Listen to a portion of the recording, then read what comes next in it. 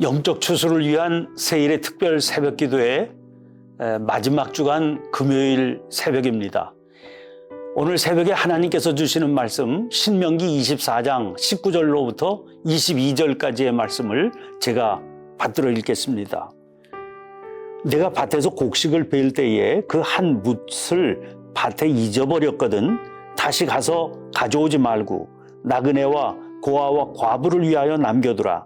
그리하면 내 하나님 여호와께서 내 손으로 하는 모든 일에 복을 내리시리라.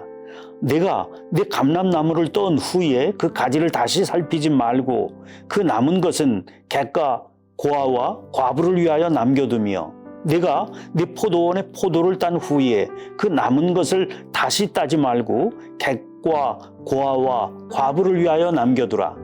너는 애굽 땅에서 종되었던 것을 기억하라. 이러므로 내가 네게 이 일을 행하라 명령하노라. 아멘. 아멘. 모세 오경의 마지막 책인 신명기는 백성들과 이별을 앞두고 있는 모세가 백성들에게 남긴 마지막 당부의 설교입니다. 어제 설명드렸던 것처럼 신명기라고 하는 이름은 하나님의 명령을 거듭해서 기록한 책이라고 하는 말입니다. 이 이름 그대로 모세는 지금까지 백성들이 수없이 들어왔던 하나님의 규례와 율례와 법도를 거듭해서 전하고 있는 겁니다. 그렇게 하는 이유가 무엇일까요? 신명기 11장 26절을 말씀드렸죠. 내가 오늘 복과 저주를 너희 앞에 두나니. 가나안 땅에 들어가게 되는 그것만으로 끝이 아니라는 겁니다. 이제 들어가서 살게 될 가나안 땅에서의 삶은 그들 앞에 복과 저주가 함께 놓이게 되는 삶이기 때문입니다. 하나님께서 주시는 말씀을 잘 듣고 따르면 복이, 그러나 불순종하게 되면 젖과 꿀이 흐르는 가나안 땅에서의 삶이라 할지라도 저주가 임하게 될 겁니다. 그런 이유로 이스라엘에서의 종교개혁은 언제든지 신명기 신앙을 회복하는 것으로 나타났습니다. 열왕기하서 22장, 23장을 보면 요시야의 종교개혁이 등장하는데 그게 대표적인 경우지요. 그때는 이스라엘 역사에서 가장 최악의 임금으로 꼽히고 있는 므낫세 왕의 손자인 요시야가 8살 어린 나이에 왕위에 오릅니다. 그렇게 왕위에 올라서 20년을 조용히 지내다가 20년가량을 조용히 지내다가 26살 되던 때입니다. 성전 보수공사를 시작했거든요. 근데 성전 보수공사의 책임을 맡았던 대제사장 hil기야라고 하는 사람이 그 보수공사를 하던 중에 성전에서 율법책을 발견하게 됩니다. 열왕기하서 22장 11절부터 13절 말씀이에요. 왕이 율법책의 말을 듣자 곧 그의 옷을 찢으니라. 왕이 제사장 hil기야와 사반의 아들 아히감과 미가야의 아들 악볼과 서기관 사반과 왕의 시종 아사야에게 명령하여 이르되 너희는 가서 나와 백성과 온 유다를 위하여 이 발견한 책의 말씀에 대하여 여호와께 물으라.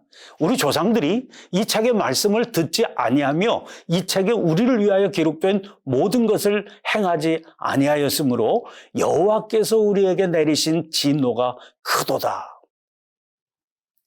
이 깨달음의 결과로 벌어진 게 요시야의 종교개혁이거든요. 학자들은 그때 발견했던 성전에서 발견했던 그 율법책이라고 하는 게 신명기 법전이었을 거다. 그렇게 추측하고 있습니다.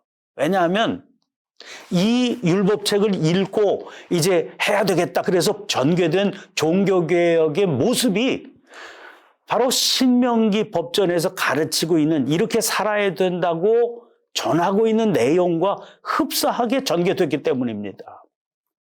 그래서 신명기는 신약에도 아주 큰 영향을 끼치고 있는 구약의 책이기도 합니다. 신약 전체가 27권인데 그중에 17권의 신명기의 내용이 80회 이상 인용되고 있습니다. 특별히 우리가 기억하는 대로 예수님께서 공생애를 시작하시기 전에 광야에서 마귀에게 시험을 받으신 적이 있죠. 세 가지 시험을 받으셨는데 그 시험을 물리칠 때마다 무기로 사용했던 말씀이 있죠. 그 말씀이 모두 근거, 출처가 신명기서거든요. 또 이런 경우도 있습니다. 율법 중 어느 계명이 가장 크냐? 율법사가 예수님을 시험하기 위해서 질문을 던진 적이 있습니다. 그 질문에 예수님이 두 가지 성경 구절로 대답을 하셨는데 첫 답변으로 주신 말씀, 내 마음을 다하고 목숨을 다하고 뜻을 다하여 주 너의 하나님을 사랑하라. 그 계명이 가장 크고 천체되는 계명이다. 그렇게 말씀하셨죠. 이게 바로 신명기 6장 5절 말씀이거든요. 또 무엇보다도 가장 중요한 게 사도행전 2장부터 5장까지의 묘사된 초대교회의 모습은 신명기가 이렇게 살아야 된다, 하나님의 백성들은 이렇게 살아야 된다 하는 그 모습이 그대로 반영된 겁니다. 그러므로 예수님은 신명기 정신 구현을 당신 사역의 목표로 삼으셨던 것을 알 수 있지요. 그걸 초대교회 성도들이 그 가르침대로 실현해낸 게 초대교회 공동체의 모습이었으니까요. 그런데 특별히 신명기 중에서 12장부터 26장까지의 내용을 우리는 신명기 법전 이런 이름으로 부르고 있습니다. 바로 이 부분에 신명기의 특징을 담고 있는 여러 가지 구체적인 규정들이 집약되어 있기 때문입니다. 그러니까 이 규정들을 잘 지킴으로 이스라엘은 택함받은 거룩한 백성의 삶을 살게 되는 거고요. 복과 저주가 놓였을 때 복의 길을 갈 수 있다는 겁니다. 그런데 그 중에서도 특별히 24장 5절부터 25장 4절까지는 아주 특징적인 내용들이 담겨 있습니다.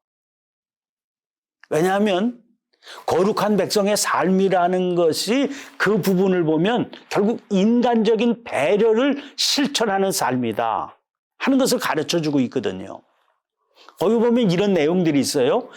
신혼 초에 남편은 1년 동안 군대도 면제받습니다. 한가하게 지내면서 오직 신부를 행복하게 해주는 데 전념해야 된다. 그런 내용이 있어요. 또 생존을 유지하는 데 필수적인 것, 예를 들면 맷돌이나 겉옷, 과부의 옷 이런 것은 전당물로 잡아서는 안 된다. 이런 내용들이 실려 있는 겁니다. 이런 규정들은 윤리적인 삶의 기반을 둔 단순한 인간적인 배려 이상의 차원으로 받아들여야만 됩니다. 왜냐하면 그 규정의 내용 가운데 이스라엘의 하나님이 어떤 분이신가에 대한 신앙적인 고백적 차원의 문제로 이 얘기들을 풀어가고 있기 때문입니다. 이스라엘이 믿는 하나님, 여호와 하나님은 인간의 존엄성을 가장 소중히 여기시는 분입니다. 그래서 하나님은 사회적인 약자를 보호하는 일을 가장 거룩한 일로 여기시는 거예요. 그게 바로 오늘 본문의 내용입니다. 오늘 본문에 담겨있는 세 가지 규정을 주목해 보시기를 바랍니다. 밭에서 곡식을 벨 때 그 한 뭇, 이삭 한 덩어리를 밭에 남긴 채 잃어버리고 왔으면 다시 가서 가져오지 말아라. 그런 내용이. 밭에서 곡식을 베어서 거둘 때 거둔 곡식 한 단을 밭에서 잊어버린 거 모르고 왔다. 그러면 혹시 나중에 기억이 났다고 그래도 찾으러 가지 말아라. 그런 말씀입니다. 또 감람나무를 뗀 후에 그 가지를 다시 살피지 말아라. 그랬지요. 공동번역은 샅샅이 뒤지지 마라. 이렇게 되어 있어요. 감람나무는 척박한 땅에서도 믿어지지 않을 만큼 많은 열매를 맺는 나무거든요. 그래서 아무리 잘 살펴서 꼼꼼히 열매를 다 떨어도요, 숨겨 있어서 보이지 않기 때문에 여전히 붙어 있는 열매가 많거든요. 그런 감람나무를 떠는데 한 번 떨었다. 그럼 남아있는 게 있겠죠? 샅샅이 뒤져서 말끔히 떨려고 하지 말고 그대로 남겨두라는 거예요. 포도원에 포도를 딸 때도 마찬가지입니다. 남는 게 있으면 그거 말끔히 따지 말고 그대로 놔둬라 하는 겁니다. 공동번역에서는 다시 뒤지지 마라 그랬습니다. 포도는 이스라엘의 대표적인 농산물입니다. 그래서 풍요의 상징으로 거론되고 있어요. 이 포도 열매도 역시 보지 못해서 따지 못한 게 이게 마련이거든요. 그때 한 번에 말끔히 따는 건 불가능합니다. 그렇더라도 한 번 열매를 땄으면 그 후에 남은 건 말끔히 또 따려고 뒤지지 말고 그냥 내버려 두어라, 남겨두어라 하는 겁니다. 잊어버렸다거나 보지 못해서 거두지 못한 거는 모두 주인이 따로 있기 때문이라는 거예요. 그 주인이 누굽니까? 나그네, 객, 고아, 과부라. 그들의 몫이라는 겁니다.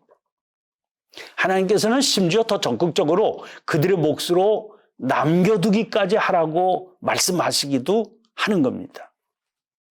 그러면 왜 나그네, 객, 고아와 과부 하필 그들을 명시하셨겠습니까?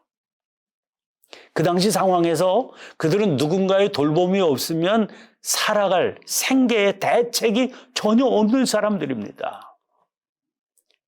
그런데 누군가가 돌보지 않으면 살아갈 수 없는 그들을 돌보시는 분이 계시다는 겁니다. 그게 여호와 하나님이십니다. 어떻게 그것을 알 수 있습니까? 18절 말씀 보세요. 너는 애굽에서 종되었던 일과 네 하나님 여호와께서 너를 거기서 속량하신 것을 기억하라. 이러므로 내가 네게 이 일을 행하라 명령하노라. 오늘 본문 말씀 바로 앞절이 바로 이 내용입니다. 또 오늘 본문 말씀은 22절로 마감을 하고 있는데 이런 말씀이에요. 너는 애굽 땅에서 종되었던 것을 기억하라. 이러므로 내가 네게 이 일을 행하라 명령하노라. 같은 내용의 말이 맨 앞부분, 맨 뒷부분에 있어서 이 규정들을 이렇게 감싸고 있는 형태지요. 이스라엘은 애굽에서 종이 되어서 애굽 왕 바로의 폭정과 노역으로 사람 취급을 받지 못하고 살던 자들이었습니다. 하나님께서는 그런 일들을 내버려 두지 못하시는 분이시거든요. 그래서 이스라엘을 그 바로로부터 속량해 내신 거라는 겁니다. 이스라엘은 역사적인 경험을 통해서 그 하나님의 사랑을 경험한 사람, 경험한 백성입니다. 그 경험을 통해서 하나님의 마음이 어떤 것인지를 직접 체험한 민족 아닙니까? 그러므로 자기들의 삶의 자리에서 그런 하나님의 마음을 기억하고 그 하나님의 사랑을 스스로 실천할 책임이 있다는 거예요. 만약 그들이 자기들의 삶에서 그런 사랑의 실천을 감당하지 않는다.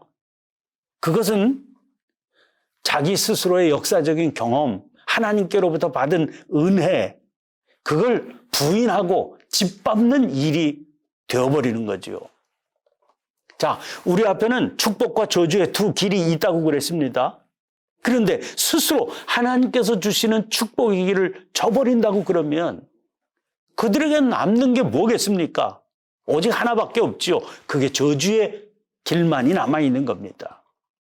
여기서 이스라엘을 가나안 땅으로 들어가 살게 하시는 하나님의 기대가 드러납니다. 이스라엘이 자기들의 역사적인 경험을 통해서 당신을 제대로 알게 되었으면 좋겠다.